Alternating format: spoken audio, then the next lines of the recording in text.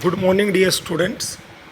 Today we are going to discuss the next part of our geography lesson, Lifelines of National Economy.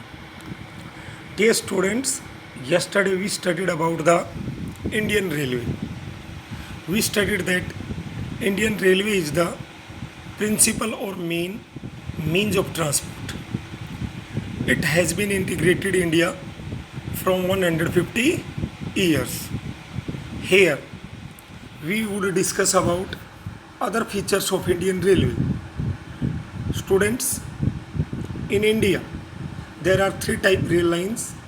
First one is the broad gauge, second one is the middle gauge, and third one is the narrow gauge. Narrow gauge rail lines are very limited, while broad gauge lines are very large. In broad gauge, between two tracks there is gap of 1.676 meter, while in meter gauge there is gap between the rail tracks 1 meter. Next, dear students, Indian Railway has been reorganized into 16 zones. One more zone is also there, that is Kolkata metro. बेटा, आपकी NCERT में लिखा गया है कि Indian railway administrative सुविधा के लिए, प्रशासनिक सुविधा के लिए 16 रेलवे जोन्स में बांटा गया. But there is one more railway zone, that is the metro. Here we would discuss the distribution pattern of railway in India. कि इंडिया में जो रेलवे का डिस्ट्रीब्यूशन है, इसको physiographic, economic and as well as administrative factors कैसे effect करते हैं. अब हम पढ़ेंगे प्रेजेंस ऑफ रेलवे और the distribution pattern of railway network in the northern plains of India. यहाँ आप देखेंगे कि प्लेन्स, नॉर्दर्न प्लेन्स इंडिया के इंडियन रेलवे के लिए क्यों फेवरेबल है और यहाँ पे रेलवे के सामने क्या समस्याएं आती हैं. First, northern plains are very flat, the population density is high, the region is advanced in agricultural production. These are the favorable conditions for the construction or for the growth of Indian railway in northern plains.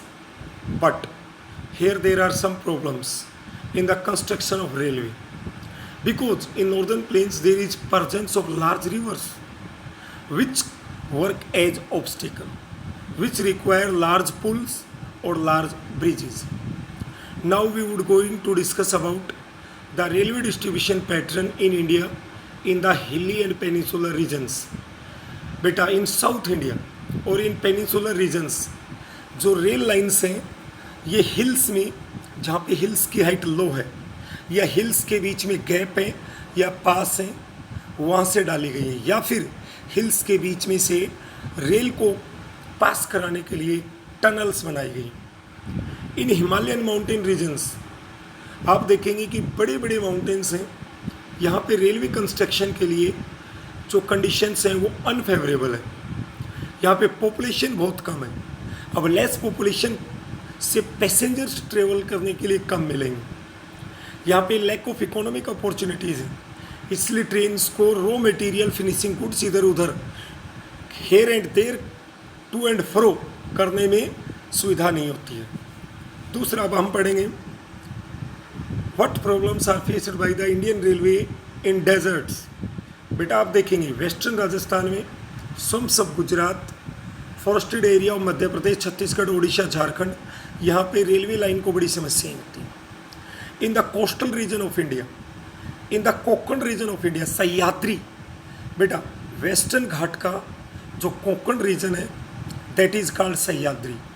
Sahyadri region में बेटा आप देखेंगे western घाट में बहुत सारे mountains हैं, वहाँ पे ट्रेन्स को, ट्रेन की लाइनें बिछाने के लिए क्या तो गैप्स को यूज किया गया है, या उन घाट्स के बीच में आपने देखा वो वेस्टर्न घाट थाल, भोर, पाल घाट में बटा हुआ है, वहाँ पास को यूज किया गया है. यहाँ पे 16th railway zone, Konkan railway zone बनाया गया, जो कि इंडिया का सबसे स्मॉलेस्ट रेलवे जोन है, और इसने वेस्टर्न कोस्टल रीजन्स में गुड्स एंड पैसेंजर्स के मूवमेंट को बढ़ाया, इस रीजन की इकोनॉमिक ग्रोथ को बढ़ाया। बट यहाँ पर भी प्रॉब्लम है, ड्यू टू हैवी रेनफॉल यहाँ पे जो रेल ट्रैक्स हैं वो पानी में डूब जाती हैं, लैंडस्लाइड की प्रॉब्लम्स को भी फेस करती हैं। These are the physiographic, economic and administrative factor which effect the railway distribution pattern in India. आगे आप देखेंगे कि what problems are faced by the Indian railway in India. पहला बेटा, in India many passengers travel in train without tickets, जिससे economic loss होते हैं। इसी प्रकार रेल प्रॉपर्टी की बड़ी चोरी होती है, रेल प्रॉपर्टी को बड़ा डैमेज भी किया जाता है। नेक्स्ट, बेवजह लोग विदाउट एनी प्रॉपर रीजन, बहुत बार लोग ट्रेन की चेन पुल करते हैं, ट्रेन को सडनली स्टॉप होना पड़ता है, जिससे ट्रेन टाइम पे नहीं पहुंच पाते हैं, बड़ा लॉस होता है। इसी प्रकार और बहुत सारी समस्याएं हैं। अब हम पढ़ेंगे पाइपलाइन। पाइपलाइन देखो, हमने पढ़ा रोडवेज जो लैंड पे बनता है, रेलवेज जो लैंड पे बनता है, पाइपलाइन जो लैंड मीन्स ट्रांसपोर्ट है। पाइपलाइन ड्रिंकिंग वाटर वाली पाइपलाइन नहीं बेटा, पेट्रोलियम प्रोडक्ट्स को ट्रांसपोर्ट करने के लिए बेटा पाइपलाइन ट्रांसपोर्ट है। ये इंडिया के ट्रांसपोर्टेशन सिस्टम का न्यू अराइवल है। पास्ट में जो पाइपलाइंस थी और आज भी were used for transporting the water in cities and industries, but आज ट्रांसपोर्टेशन अर्थात पाइपलाइन को as a crude oil petroleum product और क्रूड ऑयल पेट्रोलियम को, नेचुरल गैस को बेटा रिफाइनरीज तक भेजा जाता है, जैसे जहाँ से ये निकलते हैं और जहाँ पे इनको प्यूरिफाई किया जाता है। जैसे हरियाणा में पानीपत, जैसे मथुरा यूपी में, यहाँ पे बेटा पाइपलाइन के माध्यम से जिन एरिया से पेट्रोलियम प्रोडक्ट्स निकलते हैं वहाँ से पाइपलाइन के माध्यम से पेट्रोलियम को भेजा गया। यहाँ इनको डिस्टिलेशन प्रोसेस से रिफाइन किया जाता है। फर्टिलाइजर फैक्ट्रीज में बेटा as a raw material natural gas को भेजा जाता है मशीनों को चलाने के लिए, थर्मल पावर प्लांट्स में बिजली बनाने के लिए। बहुत बार सॉलिड्स को भी लिक्विड में कन्वर्ट करके, स्लैरी में कन्वर्ट करके पाइपलाइन के माध्यम से भेजा जाता है। देखिए ब्रोनी, मथुरा, पानीपत जो गैस पाइपलाइन से, बहुत सारे देश के इनर फर्टिलाइजर प्लांट्स हैं, वो आज केवल इसीलिए सक्सेस है क्योंकि पाइपलाइंस के माध्यम से ये चीज़ें बढ़ती हैं। अब पाइपलाइन की थोड़ी प्रॉब्लम है, जिसको प्रॉब्लम तो आप नहीं कह सकते। जैसे पाइपलाइन की इनिशियल कॉस्ट बहुत आई है, जब शुरू में पाइपलाइन कंस्ट्रक्ट करते हैं तो महंगी पड़ती है, बट आगे इसकी मेंटेनेंस बहुत कम है। दूसरा, पाइपलाइन का ये भी बेनिफिट है, इसमें जिस प्रकार जैसे हम टैंकर से ऑयल लाते हैं, उसमें कुछ ड्रॉप्स, कुछ बूंद, कुछ लीटर बिखरने का, लीकेज होने का प्रॉब्लम होता है। शिप में जो हम समुद्र के द्वारा शिप से जो हम ऑयल वगैरह लाते हैं, प्रॉब्लम्स रहती है डिले होने की और लूज होने की, नष्ट होने की और डिले होने की, वो यहाँ नहीं है। अब हमारे यहाँ पे कुछ इंपॉर्टेंट पाइपलाइंस, जैसे एक पाइपलाइन है असम से कानपुर को जोड़ती है, ये वाया मीन्स इन रूट से गुजरती है, जैसे गुवाहाटी, ब्रोनी, इलाहाबाद, इसकी साइडों में ब्रांचेज भी फैली हुई है। नेक्स्ट जो हमारी पाइपलाइन है वो सलायट इन गुजरात टू जालंधर इन पंजाब है, जो मथुरा, वीरग्राम, दिल्ली, सोनीपत इनसे होती हुई जाती है। हमारी एक और गैस पाइपलाइन है जो आप प्रीवियस चैप्टर में पढ़ चुके हैं, हजीरा, विजयपुर, जगदीशपुर गैस पाइपलाइन। ये 1700 किलोमीटर लंबी पाइपलाइन है। ये मुंबई आई और बेसिन को, जो अरबियन सी में उनको, जहाँ से पेट्रोलियम प्रोडक्ट्स निकलती है, नेचुरल गैस निकलती है, इनको वेस्ट नॉर्थ इंडिया के जो कॉम्प्लेक्सेस हैं, सिटीज़ हैं, उनको कनेक्ट करती है। बेटा आगे आप देखेंगे वाटरवेज, ये हमने पढ़ा means of transport on land. Now we are going to discuss means of transport in water. जो वाटर ट्रांसपोर्ट है बड़ा एंशिएंट। इंडिया उन कंट्रीज में है जिसके नाविक, सेलर्स पास्ट में बहुत दूर दूर तक जाते थे, ये जिससे इंडिया के कल्चर को भी एक्सपेंशन मिला, भारत की संस्कृति का भी फैला हुआ और भारत का ट्रेड भी बढ़ा। ये ध्यान से सुनिए, वाटरवेज सभी प्रकार के मीन्स ऑफ ट्रांसपोर्ट में सबसे सस्ता है। दूसरा, ये हैवी गुड्स, बल्कि मीन्स हैवी और लॉट ऑफ गुड्स को कैरी करने में सही है। ये फ्यूल इफिशिएंट है, वाटरवेज फ्यूल इफिशिएंट है, environment friendly means of transport है। बेटा इंडिया में 1400 किलोमीटर इनलैंड वाटरवेज हैं, देश के अंदर जो नहरें हैं, नदियाँ, उनके माध्यम से जिनमें मैकेनाइज्ड शिप्स चलती हैं। ये बेटा ध्यान से पढ़े, यहाँ से क्वेश्चन बहुत बार आते हैं।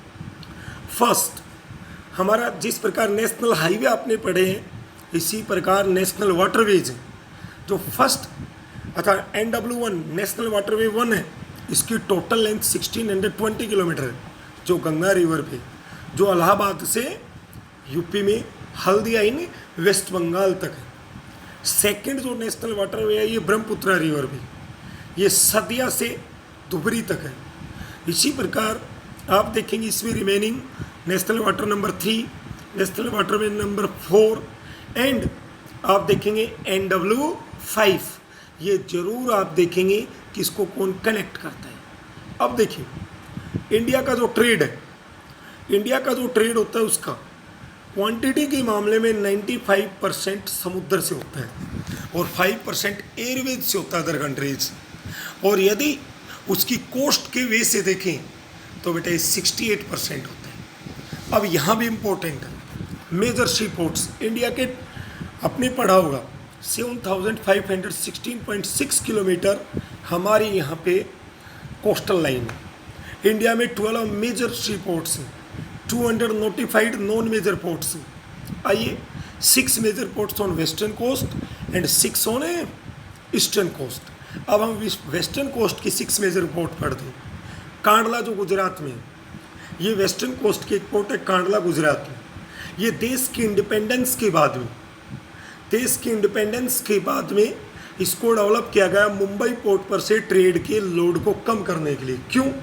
क्योंकि देश के पार्टीशन के बाद में कराची पाकिस्तान के पास चला गया, इसलिए नॉर्थ वेस्टर्न इंडिया का जो प्रेशर था वो कांडला पोर्ट पे आ गया।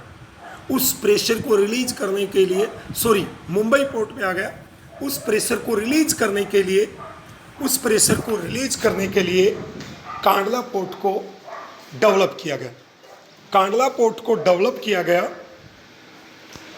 देखिए कांडला पोर्ट एक टाइडल पोर्ट है, ये टाइड से डेवलप है, ये एक नेचुरल पोर्ट है और ये इंडिया की जो इंडस्ट्रियल बेल्ट से नॉर्थ वेस्ट इंडिया में जैसे जम्मू, हरियाणा, पंजाब वगैरह, यहाँ से प्लस यहाँ का जो एग्रीकल्चरल मटेरियल है उसको यहाँ से ये भेजने में बड़ी मदद करता है। सेकंड जो पोर्ट है ये मुंबई पोर्ट है। बेटा इंडिया की ये वेस्टर्न कोस्ट की सेकंड पोर्ट है, ये इंडिया की सबसे लार्जेस्ट पोर्ट है, सबसे स्पेशियस खुली पोर्ट है। इसका जो शेल्टर है, जैसे गुड्स आते हैं उसको ढकने के लिए टीन शेड वगैरह, वो वेल प्रोटेक्टेड है। बेटा थर्ड पोर्ट भी मुंबई में है जिसका नाम जवाहरलाल नेहरू पोर्ट है। ये मुंबई पोर्ट से डिफरेंट है। मुंबई पोर्ट का समय के साथ लोड डिक्रीज करने के लिए, प्रेशर रिलीज करने के लिए बेटा जवाहरलाल नेहरू पोर्ट मुंबई में डेवलप किया गया। चौथी पोर्ट वेस्टर्न कोस्ट में फोर्थ पोर्ट मारमगोवा पोर्ट है जो गुजरात में लाई करती है। बेटा ये आयरन को एक्सपोर्ट करने में यूज होती है। बेटा ये इंडिया का 50% आयरन मारमगोवा पोर्ट जो गुजरात में लोकेटेड है उससे होते हैं। आगे fifth port new Mangalore port है। New Mangalore port is lying in Karnataka. ये भी आयरन और को एक्सपोर्ट करने में मदद करती है, विशेष करके कुड्रमुख जो कर्नाटक की इम्पोर्टेंट आयरन माइन है। सिक्स्थ पोर्ट वेस्टर्न कोस्ट की जो मोस्ट इम्पोर्टेंट है कोच्चि है। ये कह सकते हैं साउथ वेस्ट इंडिया की पोर्ट है। बेटा ये एक लेगून के ऊपर बनी हुई नेचुरल पोर्ट है।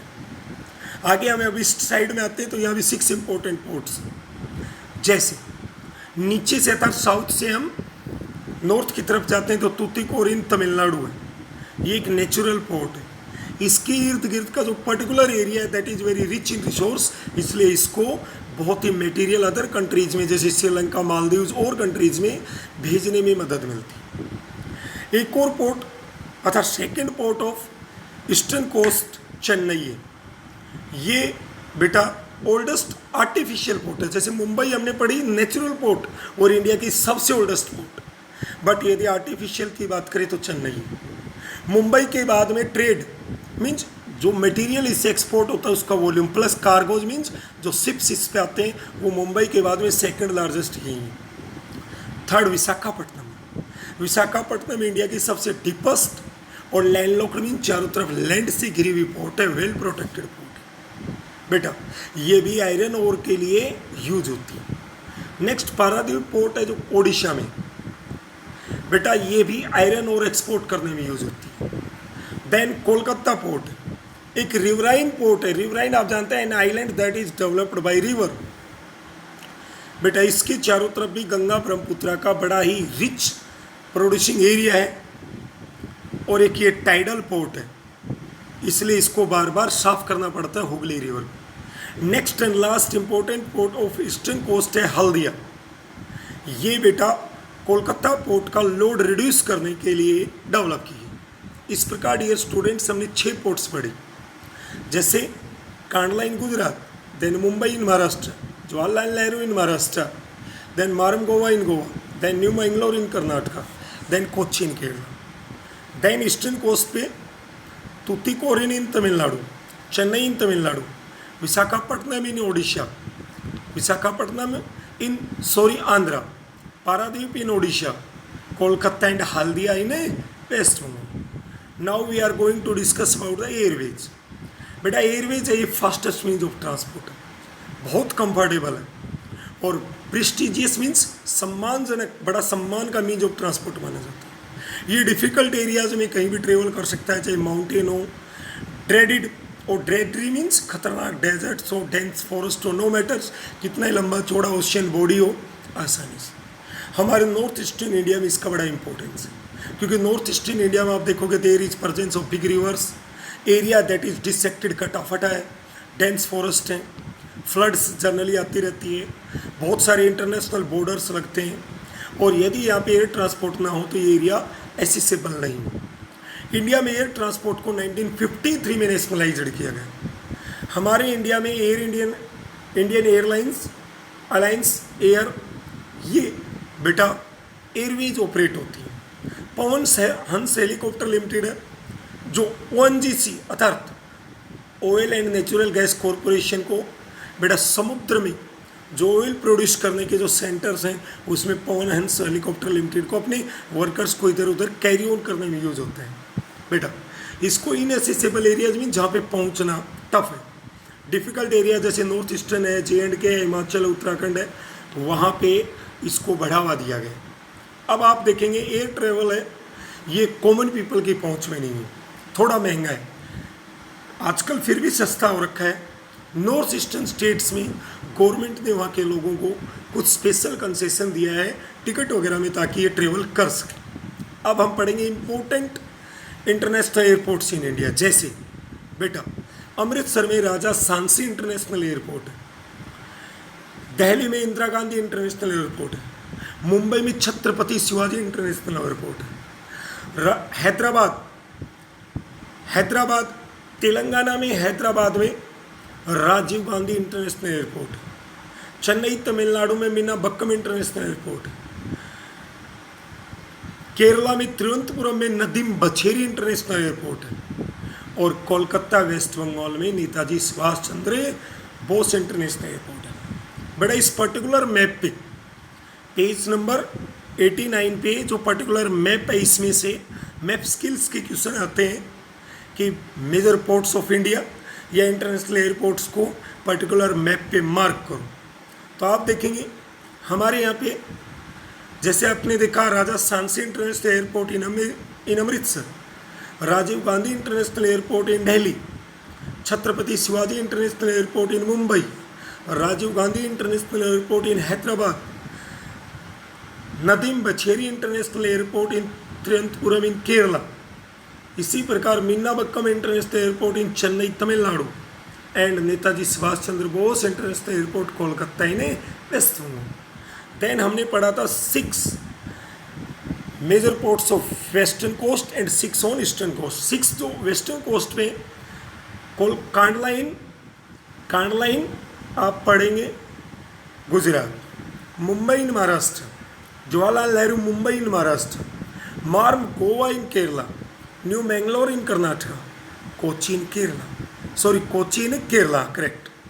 देन ईस्टर्न कोस्ट पे Tuticorin in Tamil Nadu, Chennai in Tamil Nadu, Visakhapatnam in Andhra, Paradip in Odisha, and Kolkata and Haldia both in West Bengal. These are the major western and eastern coastal ports.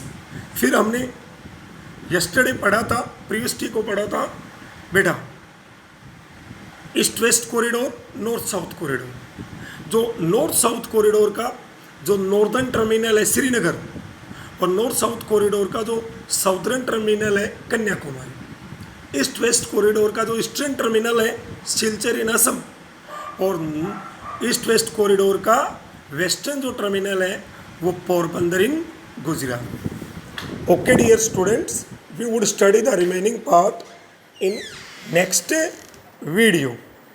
Okay.